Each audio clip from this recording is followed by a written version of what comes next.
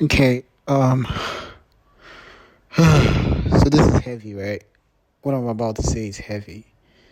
So if you read the Bible here, Jesus talks about his second coming. And when he was speaking, he said that some people that were alive when he was speaking, that they will not die until they see the Son of Man coming back.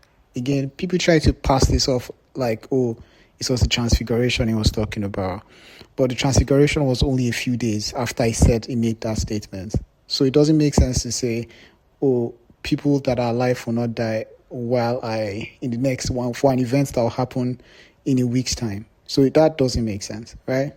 So as I was reading Revelation now, what the Holy Spirit whispered to me, right, is that the rapture is not a one-time event. The second coming of Christ is not a one-time event, right?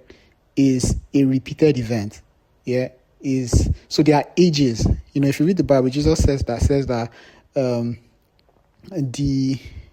that is the end of the age, essentially, right? And that the harvest is the end of the age. The angels are the reapers, right? So the rapture is there are ages, right? So this is one age. At the end of this age, the angels will come and then they will reap the harvest, and then they'll separate the righteous people, the people that are doing the will of God, from the people that are doing the will of Satan.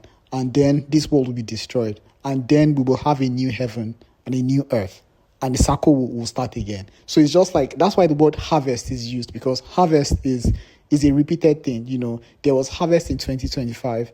There was harvest in 2024. There was seed time. There was harvest. So I don't think it's something that just happens once, right? I think it's something that